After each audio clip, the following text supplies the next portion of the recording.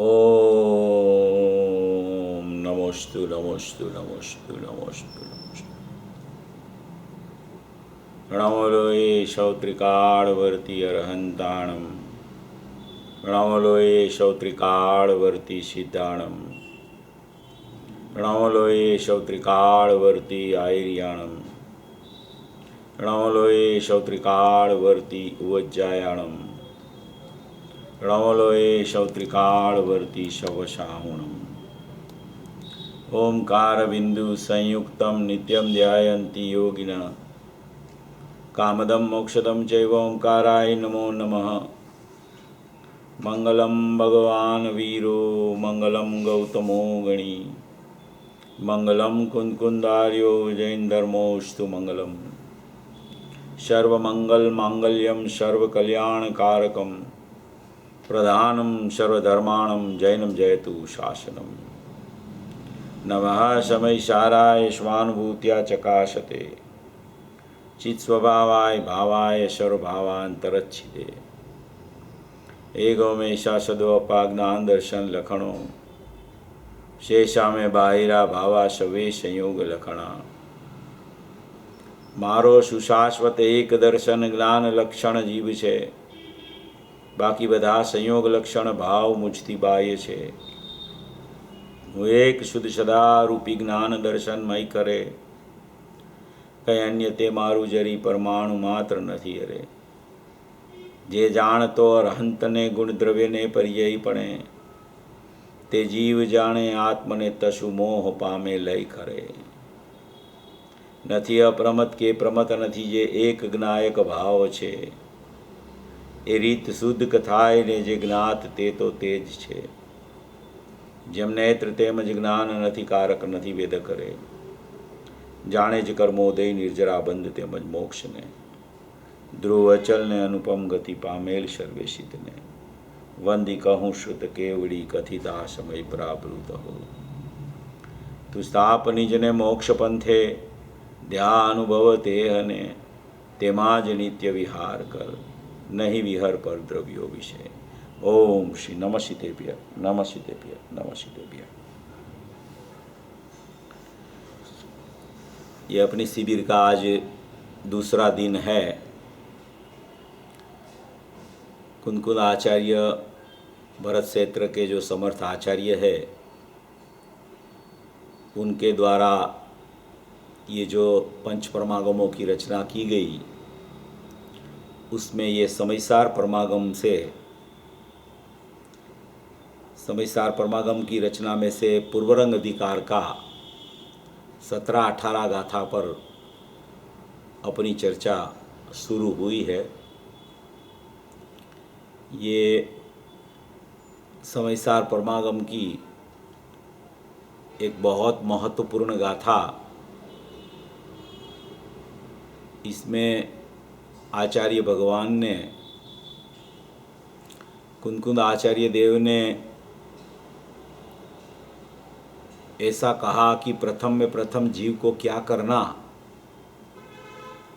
कि प्रथम में प्रथम अपने आत्मा को जानना, अपने शुद्धात्मा को जानना, अपना ज्ञायक भाव को जानना। प्रथम में प्रथम जीव का मनुष्य पर्याय में सबसे प्रथम में प्रथम ये कर्तव्य है, और कोई कर्तव्य नहीं है।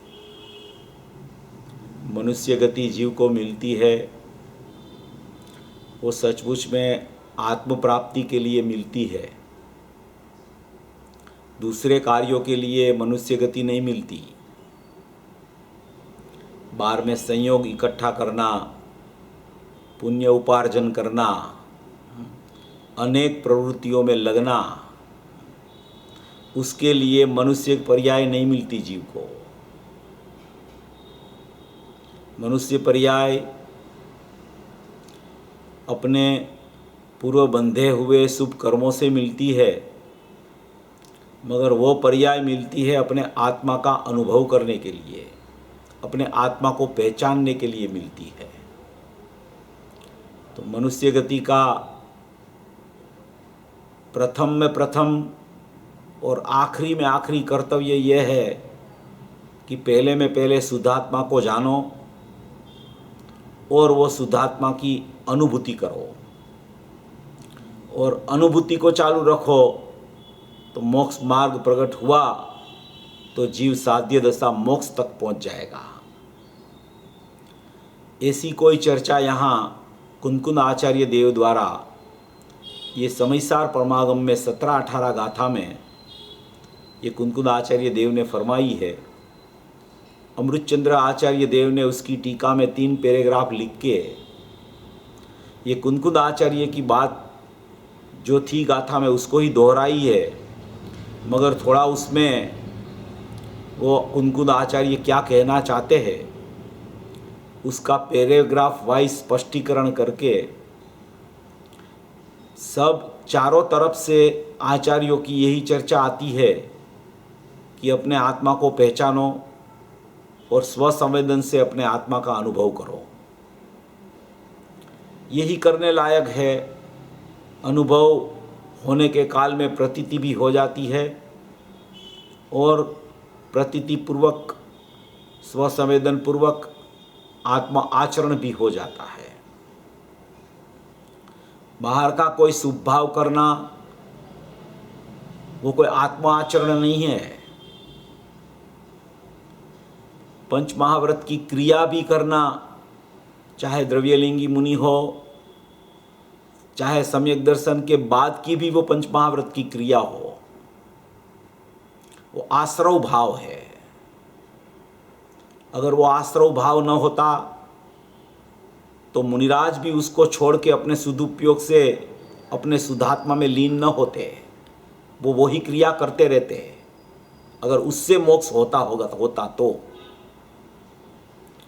इसलिए ये पूरी जो गाथा में मूल बात जो बताई गई है वो अपने भगवान आत्मा, अपना चैतन्य स्वरूप, शुद्ध स्वरूपी अखंड और अभेद किला जो है, वज्र किला,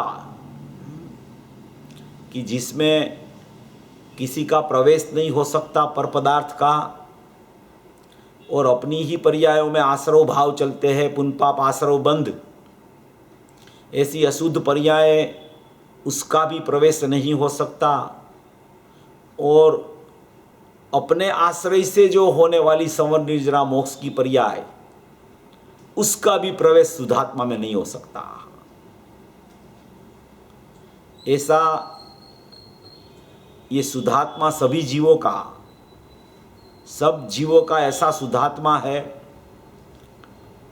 उसकी अस्थि ऐसी है कि जिसमें पर्यायों की नास्ति है, और ऐसी पर्यायों की नास्ति वाली अस्थि शाश्वत अपने से अपने में विद्यमान है। उसको जो पहचान लेता है, उसको जो जान लेता है, उसका श्रद्धान भी सम्यक हो के आचरण भी सम्यक प्रकार से वर्तता रहता है। ऐसी कोई चर्चा यहाँ इस 17-18 गाथा में भरी पड़ी है। पूरी गाथा में ज्ञान, श्रद्धान और चारित्र की चर्चा आई है, तो उस अपेक्षा से अपन उसको अभी सोचेंगे। ज्ञान का परिणमन क्या है, श्रद्धा का परिणमन क्या है, चारित्र का परिणमन क्या है, और उसका परिणमन के समय अपरिणामी तत्व क्या है। इस सभी गाथाओं में, पूरे समय सार में कि कोई भी ग्रंथ आचार्यों का ले लो, उसमें ये द्रव्य पर्याय स्वरूप वस्तु की चर्चा आती है। ऐसा जो एक प्रमाण का द्रव्य होता है जीव के पास, वो प्रमाण का द्रव्य भी अनादि अनंत रहता है। अज्ञान अवस्था तक अशुद्ध पर्याय का सही द्रव्य होता है, उसको प्रमाण का द्रव्य बोला जाता है। वो विकल्पात्मक प्रमाण होता है, और अनुभव के बाद में शुद्धात्मा का साथ में शुद्ध पर्यायों का अनुभव है आत्मा के आश्रय से, ऐसा एक प्रमाण का द्रव्य रहता है। उसको निर्विकल्प प्रमाण भी बोला जाता है अनुभूति के काल तक, और निर्विकल्प प्रमाण के बाद में जब कोई अनुभवी जीव विकल्प में आता है तो परिणति निर्विकल्प रहती है और विकल्प पर्याय में उपयोग में चलता रहता है।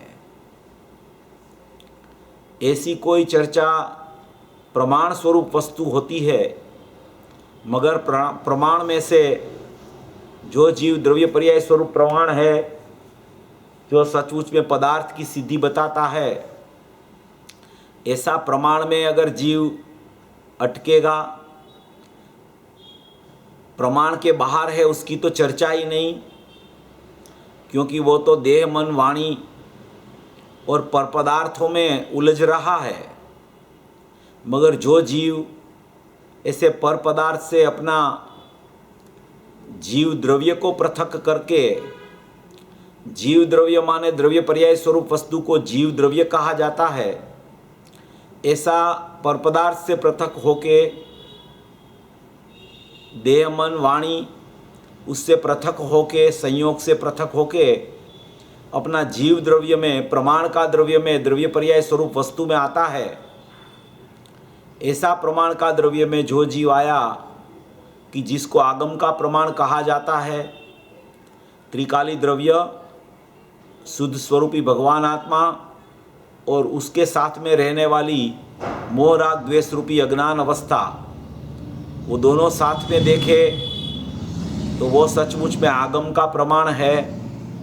ऐसा आगम का प्रमाण में जो जीव पर से पृथक होके आ जाता है, उसको प्रमाण में न अटक के प्रमाण में से निश्चय निकालने का अवकाश खड़ा होता है।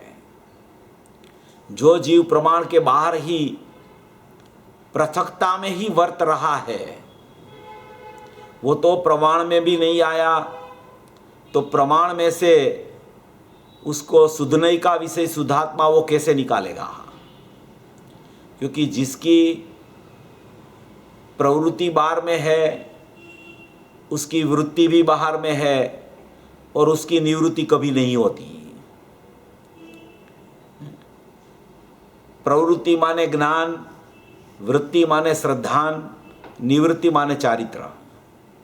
ऐसी प्रवृत्ति पूर्वक की, वृत्ति पूर्वक की निवृत्ति, जिसकी प्रवृत्ति और वृत्ति बाहर में चल रही है, ज्ञान श्रद्धान पर में ही अटक रहा है, उसके लिए तो कोई निवृत्ति का अवकाश ही नहीं है। इसलिए वो तो कर्म से प्रति समय बंध रहा है। कर्म से छूटने का, कर्म माने नौ कर्म, द्रव्य कर्म, भाव कर्म, सभी अवस्था आ जाती है उसमें कर्म कह के, तो वो तो पर में ही अटका हुआ है। वो तो सचमुच में प्रमाण का द्रव्य में भी, आगम का प्रमाण में भी नहीं आया। अभी जो जीव आगम का प्रमाण में आ गया, द्रव्य पर्याय स्वरूप वस्तु में आ गया, चाहे भले पर्याय में अभी मोह राग द्वेष रूप अज्ञान वर्तता हो, मगर फिर भी उसको मालूम है कि ये मोह राग द्वेष वाले परिणाम मेरी ही पर्याय में, मेरे अज्ञान भाव से प्रकट हो रहे हैं, पर का कोई उसमें कारण नहीं है। मेरी ही भूल से, मेरे ही अज्ञान से, मेरा ही स्वरूप को भूलकर ये पर्यायों में अशुद्ध परिणमन प्रकट हो रहा है, इसलिए वो मेरा ही दोष है। पहले में पहले तो जो जीव ऐसा स्वीकार करता है वो प्रमाण की मर्यादा में आ जाता है। जब तक ऐसा स्वीकार ही नहीं आता उसको, तब तक तो वो अपने विभाव रूप परिणाम का दोष भी दूसरे के ऊपर डाल देता है। इसलिए ये जो जीव प्रमाण में आ गया, वो प्रमाण में से शुद्धात्मा निकाल के अपनी शुद्धात्मा में ज्ञान का, ज्ञेय शुद्धात्मा को बना के ज्ञान में उसकी प्रतीति, ज्ञान की प्रतीति, श्रद्धान की प्रतीति, वो श्रद्धा की प्रतीति जो है वो ज्ञायक में अहम करके ज्ञान में आत्मा को ज्ञेय बना के जब वो वर्तना अपने ज्ञायक भाव का चालू करता है, तब आचरण भी उस तरफ चला जाता है। तभी उसको शुद्ध पर्याय सहित का प्रमाण, अध्यात्म का प्रमाण प्रकट हो जाता है। एक आगम का प्रमाण होता है मोह राग द्वेष वाली पर्याय सहित का द्रव्य, और उसमें से जो निश्चय त्रिकाली द्रव्य निकालता है उसको अध्यात्म का प्रमाण, सम्यक दर्शन, ज्ञान, चारित्राणी, मोक्ष मार्ग के साथ में शुद्धात्मा, उसको अध्यात्म का प्रमाण बोला जाता है। कोई भी प्रमाण की सत्ता आगम प्रमाण की हो कि अध्यात्म के प्रमाण की, मगर त्रिकाली द्रव्य तो दोनों में सुरक्षित, उससे अछूता, उससे भिन्न, उससे अप्रभावित, उससे एकदम निर्लेप और निर्बोझ और अपने में अपने से स्वयं परिपूर्ण रहता हुआ प्रत्येक समय में प्रगट रूप विद्यमान रहता है। वो प्रगट रूप विद्यमान रहने के कारण ही कोई भी जीव कोई भी समय में ज्ञान में उस आत्मा को जानकर उसकी ही प्रतीति करके उसमें आचरण करके लीन हो सकता है, क्योंकि ये जो भगवान आत्मा है उसमें कुछ बिगड़ा नहीं है। जब आप उसको देखो तब सम्यकता हो सकती है, क्योंकि इसमें कोई अशुद्धता का प्रवेश नहीं हुआ, इसमें कोई परिणाम का प्रवेश नहीं हुआ, इसमें कोई अवर जबर का प्रवेश नहीं हुआ। इसलिए इसको देखने के लिए जो जीव तत्पर होता है वो कोई भी समय में इसमें ज्ञान पूर्वक अहम करके आचरण कर सकता है। ऐसी एक शुद्ध सत्ता, निर्लेप सत्ता, किसी के साथ नहीं मिली हुई सत्ता, कितना भी पर्यायों का परिणमन चल रहा हो मगर ये सत्ता में कुछ नहीं हुआ। कितनी खुशी की बात है कि ये अपना भगवान आत्मा चैतन्य स्वरूपी है, वो कभी पर्याय में नहीं आया, वो कभी मोहराग द्वेष रूप अज्ञान रूप नहीं हुआ। अरे शुद्ध पर्याय रूप भी वो नहीं हुआ, शुद्ध पर्याय उसका अहम करके प्रकट होती है, ये इस तरफ, ये इस रूप नहीं होता। इसी को ये चर्चा 17-18 गाथा में शुद्धात्मा का स्वरूप क्या और उसकी अनुभूति कैसे होवे, ये बताने के लिए ये आचार्य भगवान ने 17-18 गाथा लिखी है। बहुत महत्वपूर्ण पहलू इसमें आचार्य भगवान ने लिखा है। तो ये अपन ने गाथा शुरू की थी, गाथा अर्थ तो चल गया था, गाथा का पाठ करके अपन टीका पे चले जाते हैं। जो पुरुष कोई नृपति को भी जान कर श्रद्धा करे, फिर यत्न से धन अर्थ वो अनुचरण राजा का करे। जीवराज को यो जानना फिर श्रद्धना इस रीति से, उसका ही करना अनुचरण फिर मोक्ष अर्थी यत्न से। अभी गाथा का अर्थ अपना हो गया था, कुंकुंद आचार्य की मूल गाथा का। अभी ये जो अपनी टीका शुरू हो रही है, टीका में जो पहला पैराग्राफ है वो अमृतचंद्र आचार्य देव की ये टीका है। वो कुंकुंद आचार्य देव ने जो गाथा लिखी है उसी की गाथा का अर्थ का ही स्पष्टीकरण ये पहले पैराग्राफ में उसने किया है। वो गाथा अर्थ अपन ने देख लिया है। ये टीका का पहला पैराग्राफ अपन लेके फिर दूसरे पैराग्राफ से वो अमृतचंद्र आचार्य देव ने थोड़ा स्पष्टीकरण विशेष रूप से किया है, क्योंकि इसमें तो मूल बात तो कुंकुंद आचार्य ने कह दी कि आत्मा को जानो, आत्मा की श्रद्धा करो और आत्मा में लीनता करो, मगर वो कैसे करे, वो उसका प्रयोग क्या, उसकी विधि क्या, उस रूप अपन कैसे हो जाए, आत्मा को कैसे जाने। पूज्य गुरुदेव श्री को प्रश्न पूछते हैं कोई श्रोता कि कैसे जानना, तो गुरुदेव तो कहते सीधा जानना। तो कि कोई दूसरा बीच में रास्ता, तो कि कोई रास्ता नहीं, सीधा ज्ञान में आत्मा को जान लेना है। तो उसकी विधि जो है वो पूरी विधि अमृतचंद्र आचार्य देव उसका स्पष्टीकरण यहाँ करते हैं। उसके ऊपर पूज्य गुरुदेव श्री का स्पष्टीकरण भी आएगा। तो ये बहुत महत्वपूर्ण बात यहाँ दूसरे पैराग्राफ से शुरू होती है। पहले पैराग्राफ अपन टीका का ले लेते हैं और बाद में दूसरे और तीसरा पैराग्राफ में बहुत महत्वपूर्ण बातें हैं। देखो, ये टीका है अमृतचंद्र आचार्य देव की कुंकुदाचार्य भगवान की गाथा के ऊपर। निश्चय से जैसे कोई धन का अर्थी पुरुष बहुत उद्यम से पहले तो राजा को जाने कि यह राजा है। क्या करे? पहले तो बहुत उद्यम से माने कि बहुत पुरुषार्थ करके वो राजा को पहले तो ढूंढ लेता है कि यह राजा है, फिर उसी का श्रद्धान करे कि यह अवश्य राजा ही है। इसकी सेवा करने से अवश्य धन की प्राप्ति होगी। पहले राजा की पहचान करे ज्ञान से, फिर उसका श्रद्धान कर ले कि यही राजा है। जाने हुए का श्रद्धान करता है। वो जो धन का अर्थी होता है वो पहले जानता है फिर श्रद्धा करता है, जाने बिना श्रद्धा नहीं करता। ये गाथा की ये महत्वपूर्ण बात है। जाने लानु श्रद्धान, जाने हुए पदार्थ का श्रद्धान, जाने बिना श्रद्धा क्या काम की। ये बहुत महत्वपूर्ण पहलू है इसमें। निश्चय से जैसे कोई धन का अर्थी पुरुष बहुत उद्यम से पहले तो राजा को जाने कि यह राजा है, फिर उसी का श्रद्धान करे कि यह अवश्य राजा ही है। इसकी सेवा करने से अवश्य धन की प्राप्ति होगी और तत्पश्चात उसी का अनुचरण करे, सेवा करे, आज्ञा में रहे, उसे प्रसन्न करे। ऐसा करे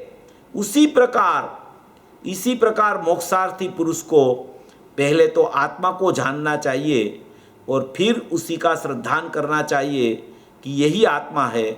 इसका आचरण करने से अवश्य कर्मों से छूटा जा सकेगा। पहले जाने, फिर श्रद्धा करे, फिर आचरण करे, तब वो कर्मों से छूटा जाएगा। कर्मों से छूटा जाएगा माने 9 कर्म रूप शरीर परिणाम को प्राप्त 9 कर्म, 8 द्रव्य कर्म जड़ और शुभाशुभ भाव रूप भाव कर्म, उन तीनों से वो जीव छूट जाएगा। वो तीनों से छूट जाएगा तो उसका मोक्ष मार्ग प्रकट होकर उसका मोक्ष हो जाएगा। ऐसा यहाँ कहना चाहते हैं। इसमें पूज्य गुरुदेव श्री ने एक चर्चा भी उठाई थी। इसमें ये राजा को जानने की बात आती है। ये मोक्षार्थी सबसे पहले आत्मा को जानता है तो कि जो श्रेणिक महाराजा थे, श्रेणिक महाराजा, तो श्रेणिक महाराजा एक बार कहीं जंगल में जाते थे तो मुनिराज वो पेड़ के नीचे बैठे हुए थे। तो श्रेणिक महाराजा निकले तो मुनिराज ने उसको कहा कि तू तो अनाथ है। क्या कहा श्रेणिक महाराजा को मुनिराज ने? कि तू तो अनाथ है। तो श्रेणिक महाराजा को तो ऐसा लग गया कि उसने मुनिराज को बोला कि आपका ऐसा राजकुमार जैसा रूप है, आपकी आभा कितनी सुंदर है, और ये आप यहाँ झाड़ के पेड़ के नीचे क्यों बैठ गए हैं? ऐसा श्रेणिक महाराजा ने कहा। तो फिर मुनिराज ने दोहराया कि तू तो अनाथ है। तो उसने कहा कि मैं तो राजा हूँ, मेरे को तो लोग चामर और छत्र ढालते हैं, मेरा वैभव तो कोई अलग टाइप का है। अभय कुमार जैसे तो मेरे पुत्र है और ऐसी ऐसी मेरी संपत्ति है।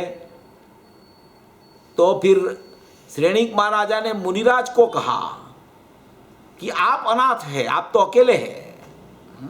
ऐसा क्या? ये पूरी कथा है।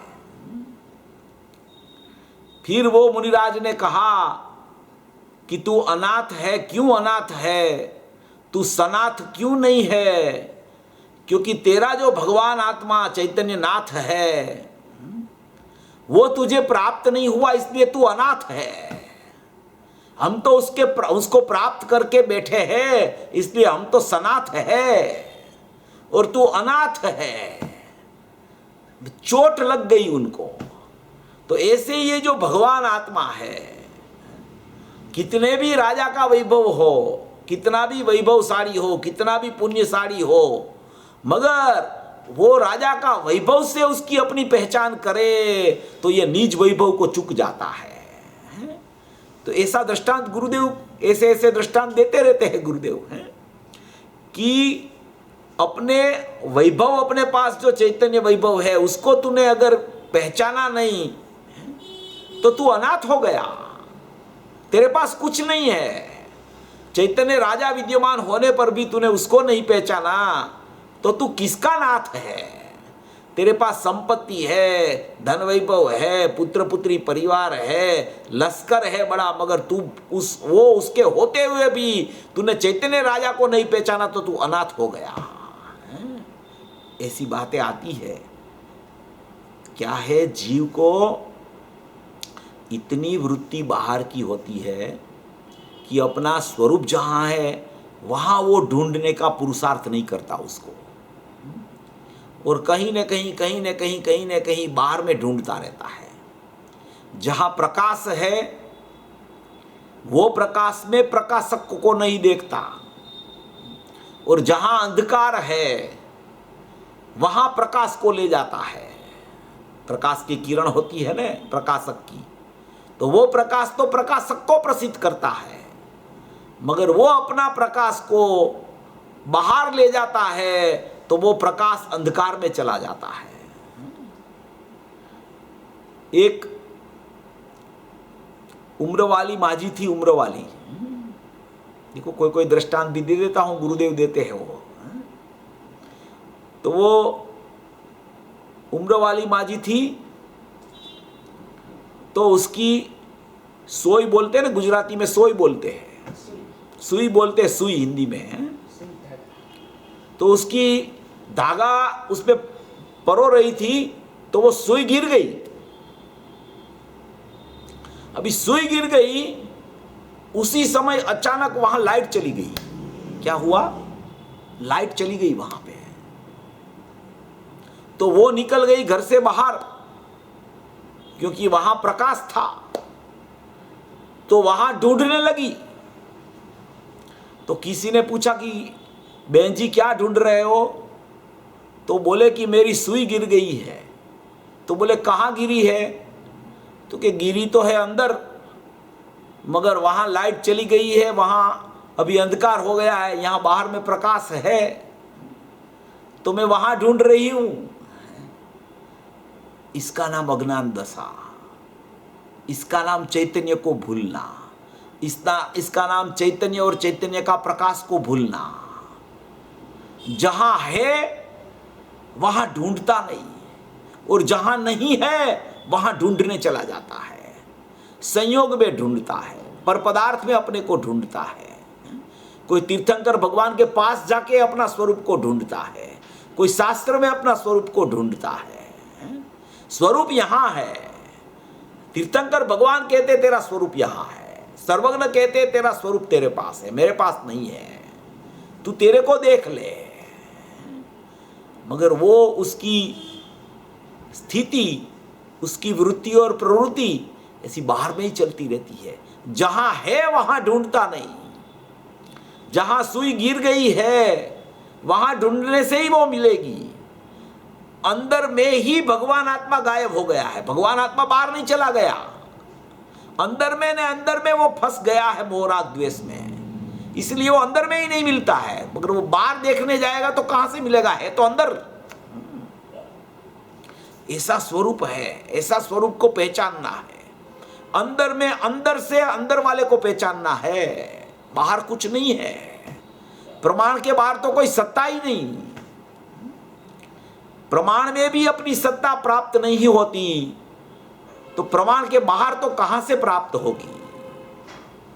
पदार्थ में से भी सम्यक प्रकार से अपना निश्चय निकालना पड़ेगा, तो पदार्थ के बाहर से तो कहां से प्राप्ति होगी? ऐसा बता रहे हैं यहां पे। तो कहते हैं कि तत्पश्चात उसी का अनुचरण करे, सेवा करे, आज्ञा में रहे, उसे प्रसन्न करे। इसी प्रकार मोक्षार्थी पुरुष को पहले तो आत्मा को जानना चाहिए, और फिर उसी का श्रद्धान करना चाहिए कि यही आत्मा है। इसका आचरण करने से अवश्य कर्मों से छूटा जा सकेगा, और तत्पश्चात उसी का अनुचरण करना चाहिए। तत्पश्चात उसी का ही अनुचरण करना चाहिए, माने कि उस तरफ ही जिसका ज्ञान किया, शुद्धात्मा का जिसका श्रद्धान किया, उसी तरफ उसकी लीनता करनी चाहिए। अनुभव के द्वारा उसमें लीन होना चाहिए क्योंकि साध्य जो निष्कर्म अवस्था रूप, साध्य जो निष्कर्म अवस्था रूप अभेद सुस्वरूप उसकी सिद्धि की इस प्रकार उत्पत्ति है, अन्यथा अनुत्पत्ति है। देखो, इस प्रकार की प्रक्रिया अगर उसकी चलेगी तब ही उसकी निष्कर्म अवस्था रूप साध्य दशा, साध्य जो होता है वो मोक्ष होता है। मोक्ष जो है वो पर्याय को कहा जाता है। पर्याय जो मोक्ष की होती है वो निष्कर्म दशा हो जाती है। और त्रिकाली द्रव्य है वो निष्क्रिय परमात्मा है। त्रिकाली द्रव्य कहा जाता है निष्क्रिय परमात्मा, वो द्रव्य का स्वरूप है। और साध्य है वो मोक्ष का स्वरूप है। पर्याय की पूर्णता, पर्याय का आखिरी स्वरूप वो साध्य दशा है। वो साध्य दशा को निष्कर्म अवस्था बोलते हैं। निष्कर्म माने कोई भी प्रकार का कर्म अभी उदय में आने वाला नहीं, बाकी रहा नहीं। 4 घाती कर्म भी चले गए अर्यंत अवस्था में, और उसके बाद में सिद्ध अवस्था हुई साध्य रूपी मोक्ष अवस्था, उसमें 4 अघाती कर्म का भी अभाव हो गया। तो वो निष्कर्म अवस्था साध्य दशा को, मोक्ष दशा को बोली जाती है। और निष्क्रिय परमात्मा भगवान आत्मा को, चैतन्य स्वरूप भगवान आत्मा को ध्येय बोला जाता है। ध्येय को निष्क्रिय शुद्धात्मा बोला जाता है, और मोक्ष को साध्य रूपी निष्कर्म अवस्था बोली जाती है। निष्क्रिय द्रव्य है, निष्कर्म मोक्ष है। ऐसी दशा निष्कर्म अवस्था की प्राप्ति जब अपने शुद्धात्मा का ज्ञान, श्रद्धान और अनुचरण करके उसमें लीन होके जब अनुभव होता है, तब वहाँ निष्कर्म अवस्था साध्य रूप प्रकट हो जाती है। वो निष्कर्म अवस्था जिसको प्रकट होती है वो फिर कभी संसार में नहीं आता। एक बार निष्कर्म अवस्था हो गई तो फिर उसको कर्म का उदय भी नहीं रहा, कर्म ही नहीं रहा, कार्मण वर्गणा ही उसके संयोग में से चली गई, तो वो सिद्ध दशा में सिद्ध शिला पर विद्यमान हो जाता है जीव। उसको निष्कर्म अवस्था बोली जाती है। तो यहाँ कहते हैं मगर वो निष्कर्म अवस्था, वो साध्य दशा पहले में पहले आत्मा को जान के होती है। प्रथम में प्रथम जब तक आत्मा को नहीं जानता, आत्मा को स्वसंवेदन पूर्वक नहीं जानता, तब तक उसकी प्रतीति नहीं होती, और प्रतीति नहीं होती तब तक लीनता नहीं होती, और लीनता जब तक नहीं होती तब तक मोक्ष मार्ग शुरू नहीं होता, और मोक्ष मार्ग शुरू होने के बाद में आगे बढ़ते बढ़ते मोक्ष होता है, तब निष्कर्म दशा प्रकट होती है। तो यहाँ कहते हैं कि मोक्षार्थी पुरुष को इसी प्रकार पहले तो आत्मा को जानना चाहिए। पहले में पहले क्या करना चाहिए, तो पहले में पहले आत्मा को जानना चाहिए। सबसे पहले में क्या कर्तव्य है जीव का, तो कि सबसे पहले में पहले शुद्धात्मा को जानना चाहिए। वो शुद्धात्मा कैसा है वो अपन ने सब चर्चा कल कर ली थी उसकी। आज सवेरे यहाँ आज सवेरे हुई, आपके यहाँ कल हुई थी। सब चर्चा अपनी शुद्धात्मा का स्वरूप क्या है, अंदर में कैसा शुद्धात्मा है, कैसा अपना ज्ञान दर्शन में उपयोग होता है, कैसी अपनी त्रिकाली सत्ता होती है, उसमें अनंत गुण होते हैं, उसमें कैसा ध्रुव में ध्रुव का जानना चल रहा है, स्वभाव में स्वभाव का जानना, क्रिया बिना का निष्क्रिय रूप से निष्क्रिय का जानना अंदर में वर्त रहा है, उसकी बहुत चर्चा अपन ने पहले ले ली है। तो इसी प्रकार मोक्षार्थी पुरुष को पहले तो आत्मा को जानना चाहिए, और फिर उसी का श्रद्धान करना चाहिए कि यही आत्मा है, इसका आचरण करने से अवश्य कर्मों से छूटा जा सकेगा, और तत्पश्चात उसी का अनुचरण करना चाहिए। अनुभव के द्वारा उसमें लीन होना चाहिए। देखो, ज्ञान करके, श्रद्धान करके, अनुचरण करके, अनुभव के द्वारा, स्वसंवेदन के द्वारा, लीनता द्वारा उसमें लीन होना चाहिए। क्योंकि साध्य जो निष्कर्म अवस्था रूप अभेद शुद्ध स्वरूप उसकी सिद्धि की इसी प्रकार उत्पत्ति होती है। शुद्ध स्वरूप की उत्पत्ति और निष्कर्म अवस्था की उत्पत्ति, ये जो अपना ज्ञान, श्रद्धान और अनुचरण करके होती है, तो इसी प्रकार उत्पत्ति है। अन्यथा कोई प्रकार से उत्पत्ति होती नहीं, अन्यथा अनुत्पत्ति है। माने कि एक ही मार्ग है, एक होय तीन काल में परमार्थ का पंथ। वो परमार्थ का पंथ एक क्या है कि अपने स्वरूप को पहचानना, अपने स्वरूप की श्रद्धा करना और अपने स्वरूप में लीन होना। वो एक ही निष्कर्म अवस्था प्रकट होने का रास्ता है। उसके अलावा और कोई रास्ता नहीं है कि जहाँ से वो अपने स्वरूप में जा सके। इसलिए ऐसी निष्कर्म अवस्था जिसको प्रकट करनी हो, ऐसी साध्य दशा जिसको प्रकट करनी हो, ऐसी मोक्ष दशा जिसको प्रकट करनी हो, ध्येय के आश्रय से साधन को ध्येय में लगा के साध्य दशा की प्रकटता होती है। साधन जो है वो अपना ज्ञान नाम का साधन है, वो ज्ञान नाम का साधन जो है वो भी प्रकट रूप अंश है, और ये त्रिकाली जो अंशी है वो भी अपने में अपने से प्रकट रूप है। ये दोनों हमेशा प्रकट रहते हैं। ये ज्ञान को बोला जाता है स्वाभाविक अंश, और ये ज्ञायक को बोला जाता है अंशी। ऐसा साधन भी प्रकट है और अंशी ध्येय भी प्रकट है। ऐसा साधन को मैं अंशी हूं, ऐसा ज्ञान करके, ऐसा अहम करके, ऐसी लीनता करके जो परिणमता है उसको निष्कर्म अवस्था रूप साध्य दशा प्रकट हो जाती है, और निष्कर्म माने मोक्ष रूपी लक्ष्मी उसको प्रकट हो जाती है।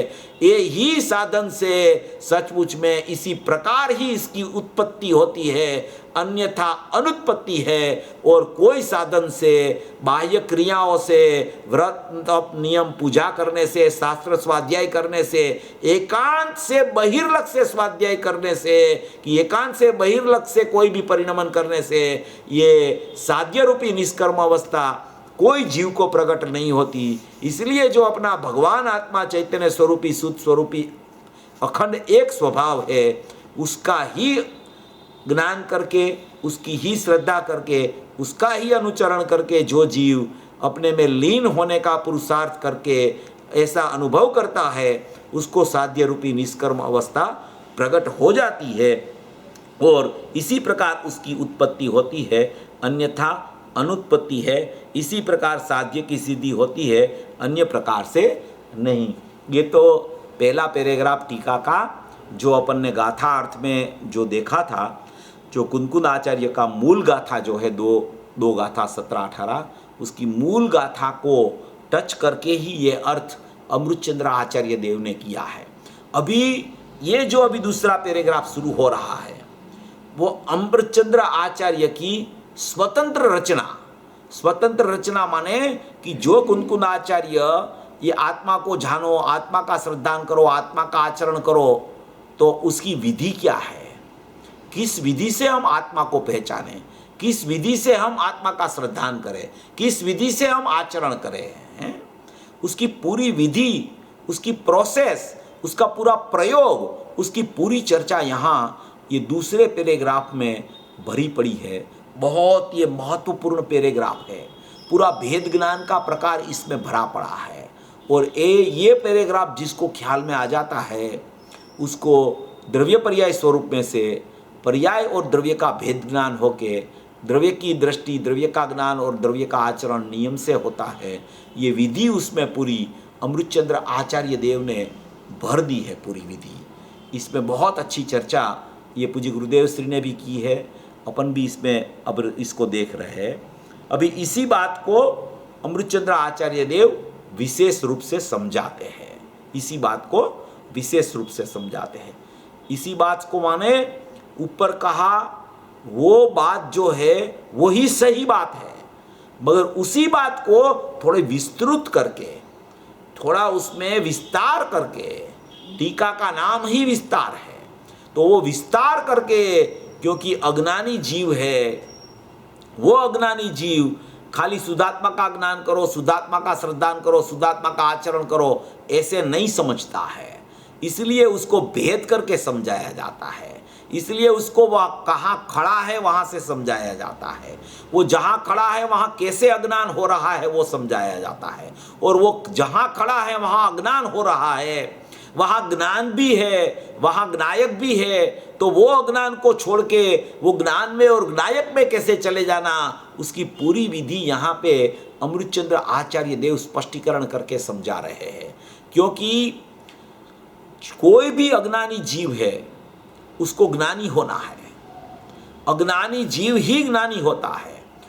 जितने पूर्व में ज्ञानी हुए वो सब पहले पर्याय में अज्ञान भाव से परिणमते थे, अज्ञान रूप परिणमते थे, और अज्ञान रूप परिणमने वाले जो ज्ञानी अभी हो गए वो अज्ञान की स्थिति का ज्ञान उसको होता है।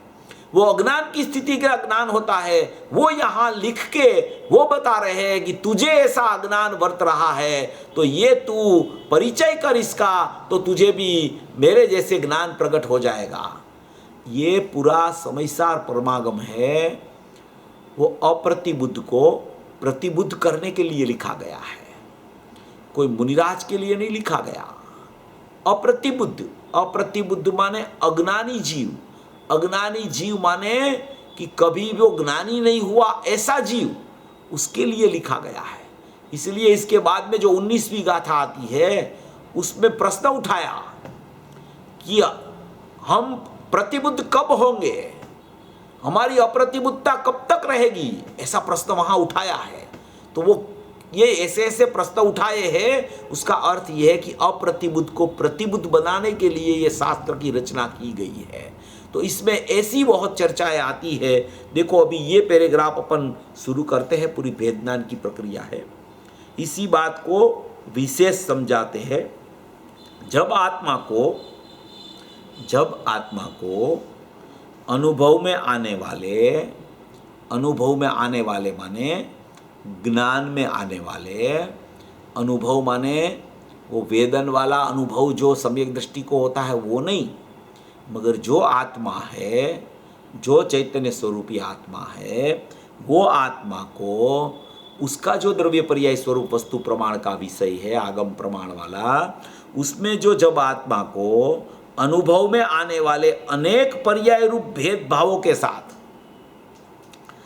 अनुभव में माने कि ज्ञान में आने वाले अनेक पर्याय रूप भेदभावों, अनेक पर्याय रूप माने आत्मा में अनंत गुण है, अनंत गुण की प्रत्येक समय में प्रत्येक गुण की एक पर्याय व्यक्त प्रगट रूप उत्पाद रूप होती है।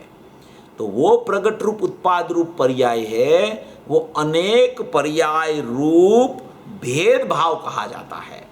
वो भेद रूपी भाव है, पर्याय का भेद प्रकट हुआ है, और वो पर्याय का जो भेद प्रकट हुआ उसको भाव कहा जाता है। भाव क्यों कहा जाता है? क्योंकि अपना स्वरूप जो त्रिकाल द्रव्य क्षेत्र काल भाव है, उसमें जो भाव है वो गुण है। तो वो गुण का जो भेद प्रकट हुआ पर्याय रूप, उसको यहाँ भेद भाव कहा जाता है। भेद भाव तो अनेक, जब आत्मा को अनुभव में ज्ञान में आने वाले अनेक पर्याय रूप भेदभावों के साथ, अनेक पर्याय रूप भेदभावों के साथ, माने कि अनंत गुण की अनंत पर्याय, वो अनंत पर्याय प्रगट रूप व्यक्त है, वो परिणमन रूप व्यक्त है। ऐसा पर्याय रूप भेदभाव प्रति समय में प्रत्येक जीव को प्रगट रूप अनेक पर्याय रूप भेदभाव प्रकट होते रहते हैं। ऐसा अनेक पर्याय रूप भेदभावों के साथ जब आत्मा को अनुभव में आने वाले, आत्मा माने कि अपना चैतन्य तत्व, उसको अनुभव में आने वाले माने कि ज्ञान की पर्याय में आने वाले अनेक पर्याय रूप भेदभाव, ज्ञान की पर्याय में अनेक पर्याय रूप भेदभाव है, वो अनुभव में आते हैं। माने कि ज्ञान की पर्याय में वो अनेक पर्याय रूप भेदभाव चलते हैं, उसका ज्ञान प्रकट हो रहा है, वो ज्ञान की प्रकट पर्याय है, उसमें अनेक पर्याय रूप भेदभाव उसकी प्रकटता हो रही है। ऐसा आत्मा है, वो आत्मा से ये पर्याय पृथक होने पर भी ऐसे आत्मा को अनेक अनुभव में आने वाले अनेक पर्याय रूप भेदभावों के साथ मिश्रितता होने पर भी, अनेक पर्याय रूप भेदभावों के साथ मिश्रितता, मिश्रितता माने जैसे कि द्रव्य और पर्याय की भी भिन्नता नहीं है, उसको पता नहीं चलती, और ज्ञान की पर्याय के साथ में दूसरी अनेक पर्यायों की भी भिन्नता उसको पता नहीं चलती है। एक द्रव्य स्वभाव है, वो तो त्रिकाली ध्रुव है। एक वर्तमान में पर्याय ज्ञान की प्रकट होती है, वो स्वभाव का अंश है। एक अनेक पर्याय रूप भेदभाव होते हैं, वो मोहराग द्वेष की पर्यायों का परिणमन है। और एक बाहर में जो द्रव्य कर्म की सत्ता है, उसमें प्रत्येक समय में कर्म का उदय की स्थिति चलती है। ऐसी चार स्थिति सभी जीव के पास, अज्ञानी जीव के पास भी ऐसी एक स्थिति मौजूद रहती है सभी जीव के पास। ये 4 प्रकार है।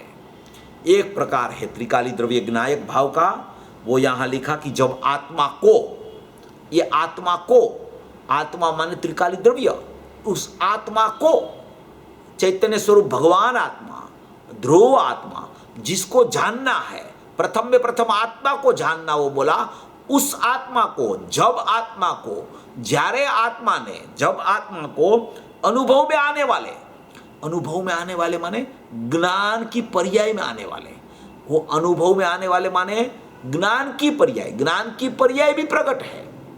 ये ज्ञायक भाव त्रिकाली द्रव्य है। एक ज्ञान की पर्याय का प्रत्येक समय में उत्पाद होता है। वो ज्ञान की पर्याय में अनुभव माने जानना चल रहा है, जानने की क्रिया हो रही है। ये निष्क्रिय परमात्मा है। जब आत्मा को, वो निष्क्रिय परमात्मा, इसमें कहा कि अनुभव में आने वाले वो ज्ञान की पर्याय है। वो ज्ञान की पर्याय प्रकट रूप है प्रत्येक समय में, प्रत्येक जीव को। कोई जीव ऐसा नहीं होता जिसको ज्ञान की पर्याय प्रकट न हो, और कोई जीव ऐसा नहीं होता कि जिसको त्रिकाली द्रव्य नहीं हो। तो ये एक त्रिकाली द्रव्य माने कि आत्मा, एक ज्ञान की पर्याय माने कि उसका अनुभव, माने कि ज्ञान उसको हो रहा है। बाद में आने वाले अनेक पर्याय रूप भेदभाव, वो अनेक पर्याय रूप भेदभाव, वो ज्ञान की पर्याय में उसका अनेक पर्याय रूप भेदभावों का अनुभव माने जानना हो रहा है, जानना हो रहा है। अनंत गुण की अनंत पर्याय, उसका जानना ज्ञान की पर्याय में हो रहा है। ज्ञान में क्रिया होती है जानने की, दूसरे कोई गुण में जानने की क्रिया नहीं होती, दूसरी कोई पर्यायों में जानने की क्रिया नहीं होती, दूसरी कोई पर्यायों में ऐसी शक्ति नहीं है कि उसको पता है कि हम कौन है, क्योंकि उसमें जानने की शक्ति ही नहीं, जानने का गुण नहीं उसमें विस्तृत हुआ। इसलिए सभी पर्याय जो प्रकट होती है, अनेक पर्याय रूप भेदभाव लिखा है।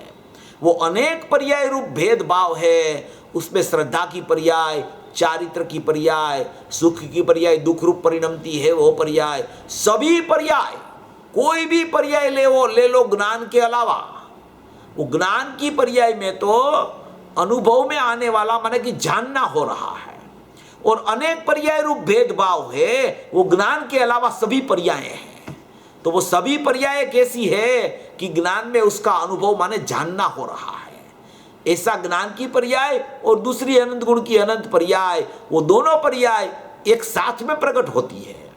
और यहाँ जो त्रिकाली द्रव्य है वो शाश्वत, अखंड, ध्रुव, अपरिणामी तत्व, एक रूप सत्ता, वो भगवान आत्मा है। वो आश्रयभूत तत्व है, उपादेयभूत तत्व है, ज्ञान में ज्ञेय बनाने योग्य तत्व है, श्रद्धा में प्रतीति करने योग्य तत्व है, आचरण उसका करने योग्य तत्व है।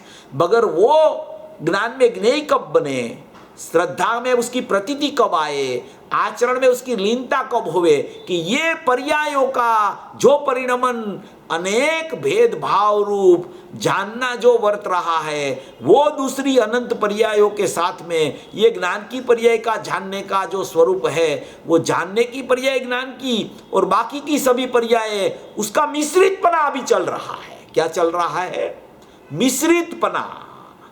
मिश्रितपना इसका मतलब है कि उसको ज्ञान जुदा नहीं दिखता है और ये पर्याय जुदी नहीं दिखती है, और ये ज्ञान और ये पर्याय जुदी नहीं दिखती तो आत्मा तो जुदा कहाँ से दिखेगा। इसलिए ये आत्मा के साथ जैसे कि ये सब एक में हो गया है, ऐसा मिश्रितपना का उसको प्रतिभास हो रहा है प्रत्येक समय में, कि ये आत्मा भगवान आत्मा, ये उसका जानने वाला ज्ञान की क्रिया, और बाकी की जितनी पर्यायों में मोराग द्वेष की भी पर्याय चल रही है, दुख की पर्याय चल रही है, उसका सब का ये खिचड़ा हो गया। खिचड़ा माने ज्ञायक भी दिखता नहीं अलग, ज्ञान की पर्याय भी अलग दिखती नहीं, और दूसरी पर्याय भी अलग दिखती नहीं। इसलिए ये एक रूपपना लगता है उसको, एक रूप हुआ नहीं है, मिश्रित लिखा है। देखो क्या लिखा है, जब आत्मा को अनुभव में आने वाले अनेक पर्याय रूप भेदभावों के साथ, देखो सभी रमत तो पर्याय में है, ये तो शाश्वत ध्रुव खुटा तो विद्यमान है, ये जब सब रमत पर्याय में चलती है, जब तक ये पर्याय अपना पर्यायपना नहीं छोड़ेगी, जब तक ये पर्याय अपना पर्याय भाव को नहीं छोड़ेगी, जब तक ये पर्याय उत्पाद व्यय वाला स्वरूप है वहाँ से निकल के ध्रुव तक नहीं पहुँचेगी, तब तक ये पर्याय में अज्ञान चलता रहेगा। इसलिए पर्याय में जो परिणमन चल रहा है वो परिणमन को पर्याय भूल के अपना अपरिणामी तत्व को कैसे पहचाने उसकी चर्चा यहाँ कर रहे हैं। आत्मा को अनुभव में आने वाले अनेक पर्याय रूप भेदभावों के साथ मिश्रितपना होने पर भी ये मिश्रितपना हो गया है, हुआ है मिश्रितपना, एकपना नहीं हुआ है, मिश्रितपना हुआ है। मिश्रितपना का नाम ही जुदाई है, मिश्रितपना का नाम ही जुदाई है।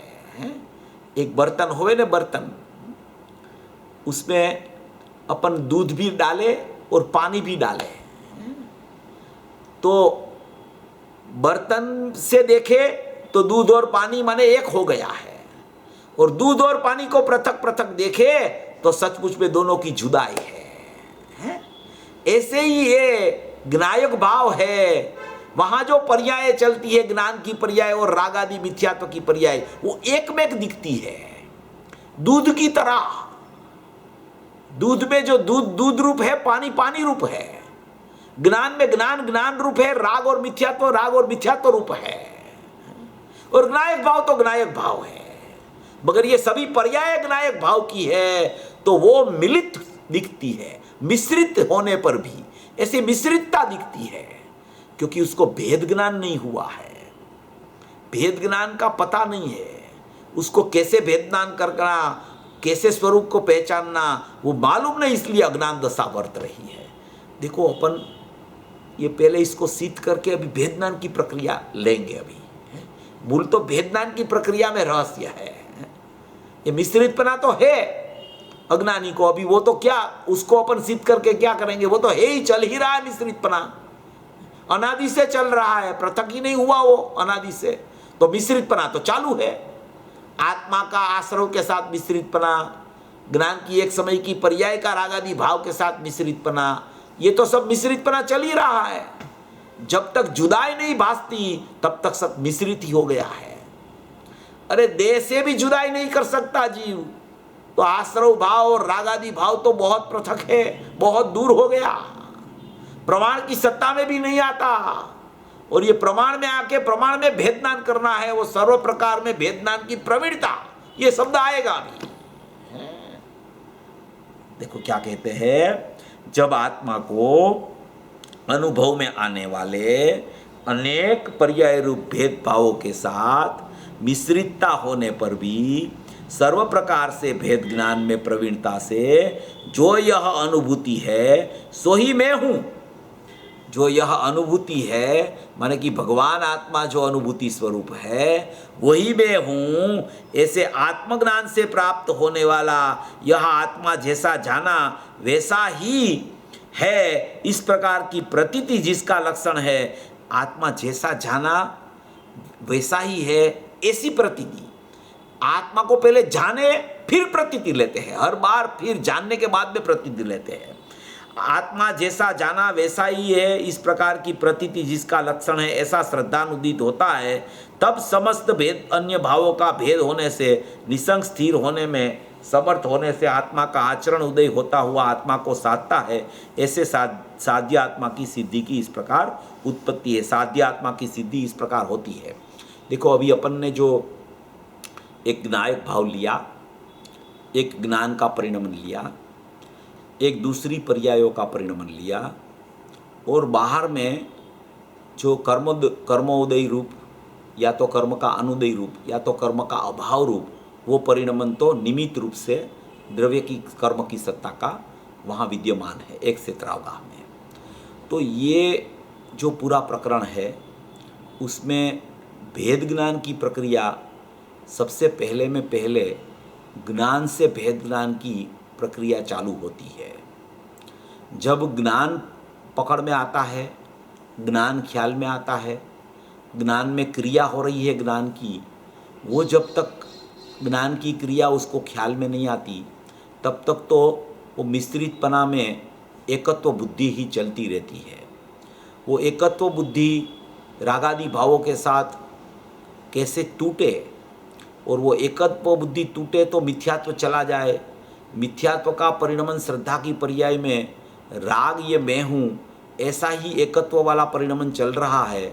और सबसे पहले तो ज्ञान में निर्णय की भूमिका नहीं आती, ज्ञान में पहले मात्र जानना चल रहा है।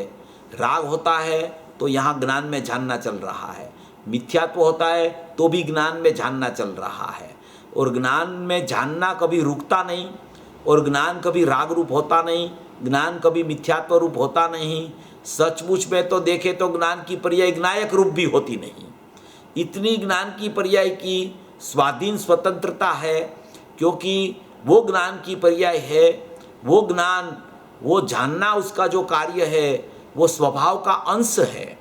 वो स्वभाव का अंश होने से उसमें कभी आवरण नहीं आता, वो कभी मलिन नहीं होता। वो उपयोग लक्षण जो प्रत्येक समय में प्रत्येक जीव के पास है वो कभी विपरीत भी सचमुच नहीं होता, मलिन भी नहीं होता, वो अंश में कभी बंद भी नहीं होता सचमुच में। देखो, मैं आपको एक बहुत महत्वपूर्ण आधार बता रहा हूँ, बहुत से लोगों को तो पता होगा, मगर फिर भी वो आधार में दे के इसके लिए ही ये पहले ज्ञान को कैसे समझना, ज्ञान का कैसे अपने को विचार करना, क्योंकि भेद ज्ञान की प्रक्रिया सब ज्ञान की पर्याय से शुरू होती है। जब जानना जो ज्ञान की पर्याय का लक्षण है, वो जानने वाली ज्ञान की पर्याय जब तक ज्ञायक को नहीं जानेगी, इसमें लिखा है ने प्रथम में प्रथम आत्मा को जानना। तो प्रथम में प्रथम आत्मा को जानने वाला कौन है? तो कि प्रथम में प्रथम आत्मा को जानने वाला ज्ञान है। तो कि वो ज्ञान क्या है? तो कि ज्ञान का परिणमन है। तो कि परिणमन क्या है? तो कि वो स्वभाव का अंश है।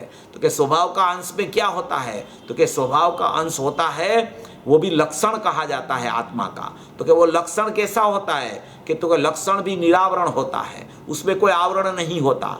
ऐसा क्योंकि वो क्षयोपशम भाव से होता है, वो क्षयोपशम भाव होता है।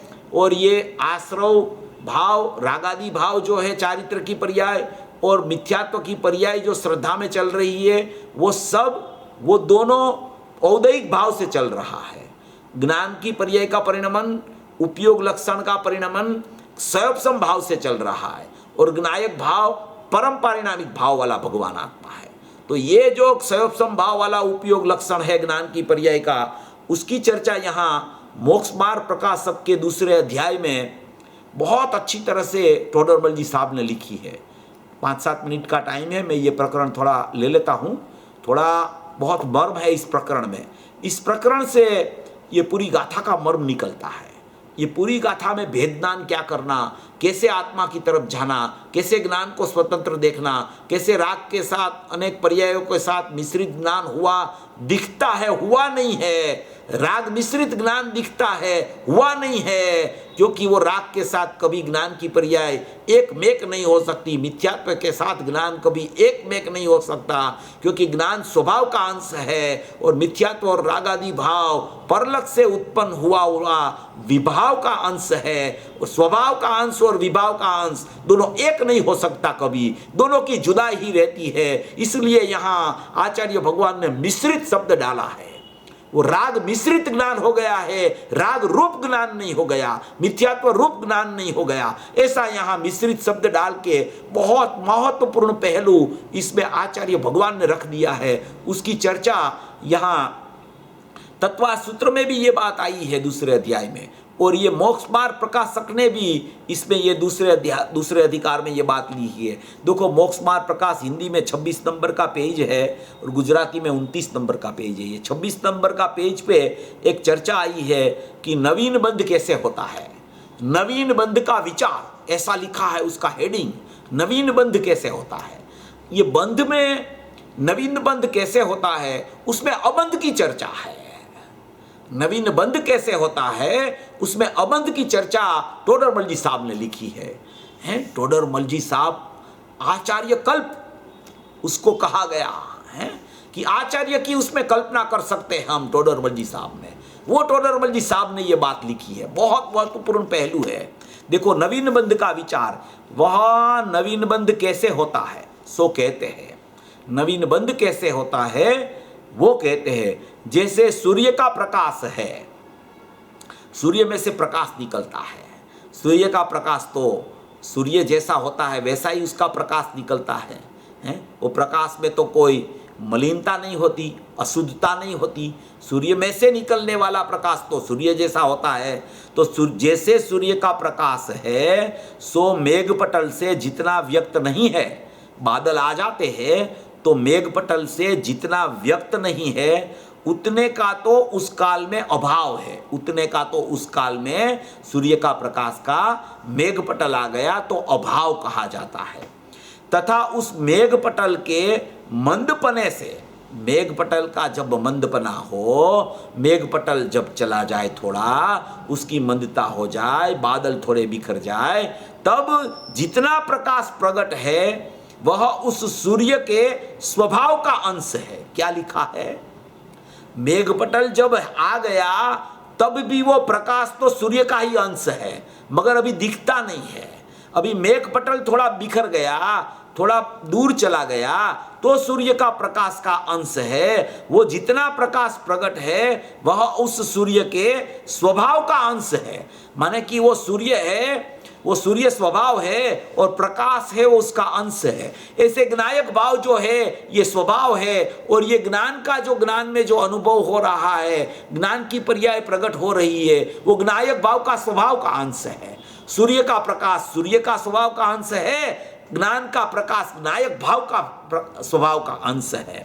तो ये सूर्य के स्वभाव का अंश है, मेघपटल जनित नहीं है, वो बादल का अंश नहीं है, मेघपटल का अंश नहीं है सूर्य का प्रकाश कि वो मेघपटल आने से वो माने कि रुक जाए, वो रुका नहीं है। अभी तुझे दिखने में नहीं आता इसलिए तुझे ऐसा लगता है कि प्रकाश प्रकट नहीं है। प्रकाश तो प्रकट है, तुझे दिखने में नहीं आता, मेघपटल है इसलिए, मगर वो मेघपटल का अंश नहीं है सूर्य का प्रकाश, वो सूर्य का अंश है। इसलिए मेघपटल दूर होता है तो तुरंत वो सूर्य का प्रकाश का अंश, स्वभाव का अंश तुझे दिखता है। ऐसे ये ज्ञायक का अंश, ज्ञान का अंश जो है वो स्वभाव का अंश है ज्ञायक का। वो राग के साथ मिश्रित बना होने से तुझे ऐसा लगता है कि ये ज्ञान राग रूप हो गया, वो स्वभाव का अंश राग रूप कभी नहीं होता, मिथ्यात्व रूप कभी नहीं होता, मिश्रित दिखता है, मिश्रित हुआ नहीं है, ऐसा बता रहे हैं। मेघपटल जनित नहीं है। उसी प्रकार जीव का, देखो अभी मूल बात, उसी प्रकार जीव का ज्ञान दर्शन वीर्य स्वभाव है, वह ज्ञान दर्शन वीर्य स्वभाव है जीव का। वह ज्ञानावरण दर्शनावरण अंतराय के निमित्त से जितना व्यक्त नहीं है, ज्ञान दर्शन वीर्य, ज्ञान में ज्ञानावरण कर्म, दर्शन में दर्शनावरण कर्म और वीर्य में अंतराय कर्म, उसके निमित्त से जितना व्यक्त नहीं है, मेघपटल से जितना प्रकाश का अंश दिखता नहीं है, उसका उदय ज्ञानावरण दर्शनावरण अंतराय कर्म के उदय से ये प्रकाश का वो क्षयोपशम ज्ञान दर्शन वीर्य का अंश दिखता नहीं है, उतने का तो उस काल में अभाव है। देखो उतने का तो उस काल में अभाव है। तथा उन कर्मों के क्षयोपशम से, कर्मों के क्षयोपशम से जितने ज्ञान दर्शन वीर्य प्रकट है, जितने ज्ञान दर्शन वीर्य प्रकट है, वह उस जीव के स्वभाव का अंश ही है, कर्म जनित औपाधिक भाव नहीं है। वो स्वभाव का अंश है, ज्ञान दर्शन वीर्य है, वो कर्म जनित औपाधिक भाव नहीं है। कर्म जनित औपाधिक भाव श्रद्धा और चारित्र में लागू पड़ता है। ज्ञान दर्शन और वीर्य में क्षयोपशम भाव होने से वो तो स्वभाव का अंश कहा जाता है। ऐसे ज्ञान जो लक्षण है वो स्वभाव का अंश है, वो स्वभाव का अंश होने से वो उस जीव के स्वभाव का अंश ही है, कर्म जनित औपाधिक भाव नहीं है। सो ऐसे स्वभाव के अंश का अनादि से लेकर कभी अभाव नहीं होता। ऐसा स्वभाव का अंश जो ज्ञान दर्शन वीर्य का है, वो स्वभाव का अंश का कभी अभाव नहीं होता। कितना भी कर्मोदय आ जाए, वो क्षयोपशम भाव रूप स्वभाव का अंश है, उसका कभी अभाव होने वाला नहीं है। इस ही के द्वारा जीव के जीवत्व पने का निश्चय किया जाता है। जीव का जीवत्व का निश्चय ये ज्ञान दर्शन वीर्य क्षयोपशम भाव वाला स्वभाव का अंश कराता है कि ये जीव है, उसका जीवत्व ऐसा है। वो अंश से अंशी की पहचान हो जाती है कि मैं अंश हूं और मेरे अंश में मेरा अंशी का अंश ये है और वो अंश में अंशी व्यापक है। अंशी में रहता है मगर अंश उसकी तरफ चला जाता है तो व्यापकता वहां हो जाती है, क्योंकि ये अंश मलिन नहीं हुआ, ये अंश विभाव रूप नहीं हुआ, ये अंश स्वभाव का अंश है, बच गया है ज्ञान का अंश, मिश्रित होने पर भी जुदाई है, ऐसा कह रहे हैं। इस ही के द्वारा जीव के जीवत्व अपने का निश्चय किया जाता है कि यह देखने वाली जानने वाली शक्ति को धरती हुई वस्तु है, वही आत्मा है। ये मूल बात यहाँ ये बताई है। उपयोग लक्षण किसको कहते हैं कि उपयोग लक्षण स्वभाव का अंश होता है।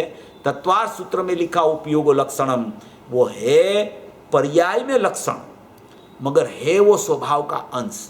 द्रव्य का लक्षण परम पारिणामिक भाव, ज्ञान की पर्याय का उपयोग का लक्षण जो है वो सचमुच में उपयोग लक्षण है। और ये जो श्रद्धा और चारित्र की पर्याय में मिथ्यात्व और रागद्वेष चल रहे हैं वो औदैहिक भाव रूप परिणमन है। एक परम पारिणामिक भाव, एक क्षयोपशम भाव रूप स्वभाव के अंश की उपयोग रूप सत्ता और एक औदैहिक भाव की सत्ता, उसका अभी अज्ञानी जीव को मिश्रित पना दिखता है। तीनों पृथक पृथक अपनी सत्ता में अपने से, कोई एक में हुआ नहीं है। अज्ञान के कारण, ऐसी सूझ न होने के कारण, ऐसा पता न होने के कारण उसको ऐसा लगता है कि मैं रागी हूं, मैं मोही हूं, मैं अज्ञानी हूं।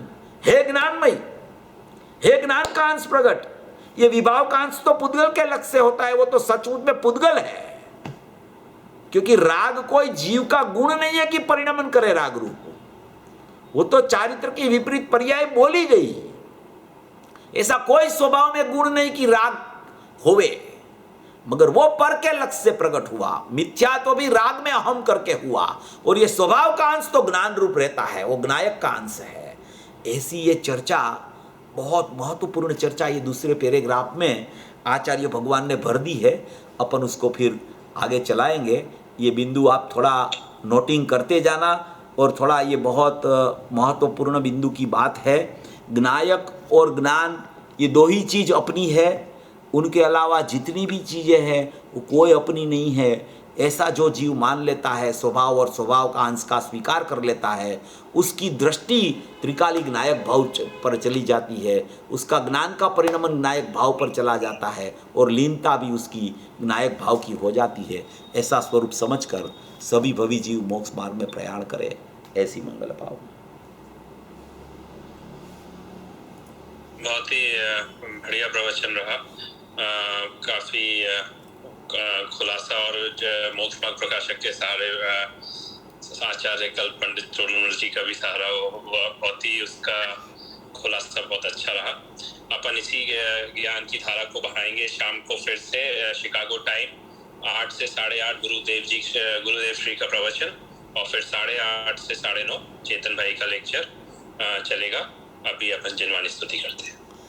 अहोपकार जिनवरनो कुंदनो ध्वनि दिव्यनो, जीन कुंद ध्वनि आप्या, अहो आ गुरु काननो, जीन कुंद ध्वनि आप्या, अहो आ गुरु राजनो।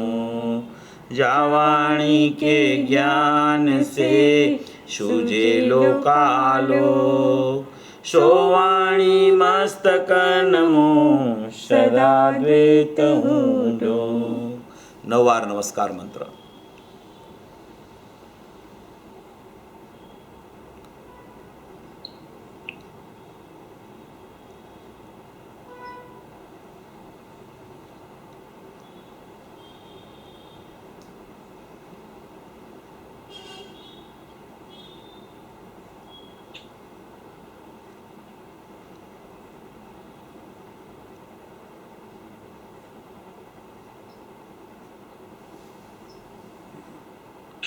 બોલો મંગલમય જીનવાણી માતનો જય હો. પરમ કૃપાળુ અનંત અનંત અનંત ઉપકારી શ્રી સદગુરુ દેવનો દેવનો જય હો.